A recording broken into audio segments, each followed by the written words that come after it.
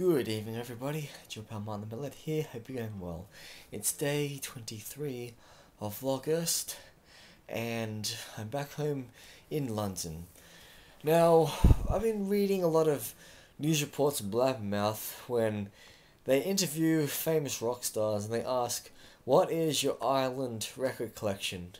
Like, what 5 records would you want to be stranded on a desert island with? For maybe all eternity. Okay, if I had a choice of 5 albums I would take to a desert island, okay, number 1, it would have to be Dream Theater's Images and Words. I have always loved that album since I bought it in 2009. I saw Dream Theater play it in full in 2017, despite the fact I got punched out afterwards. I've always admired each and every song. I always knew all the lyrics, all the notes, all the time signatures, all the, even when James GABRIEL hits the F sharp in Learning to Live. It makes it, like, awe-inspiring.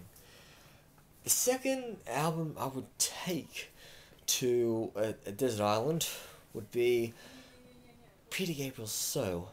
I've always loved and admired Peter Gabriel's solo work more than the work he did in Genesis.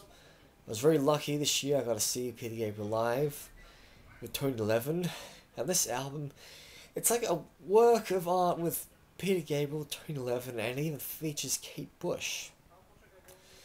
So that's number 2. Number 3,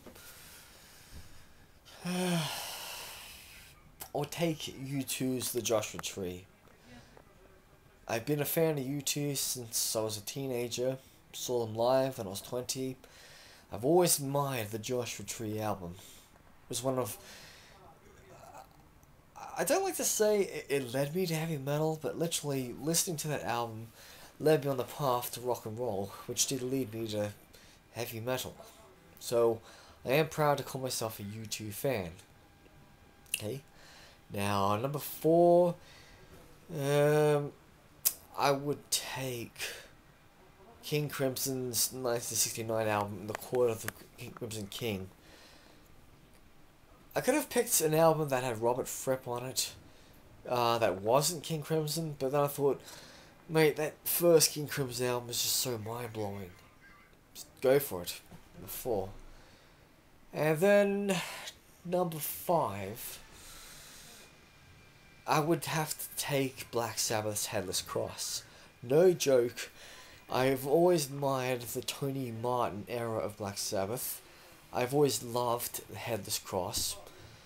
But I've only ever owned maybe 2 or 3 Aussie-led Sabbath albums.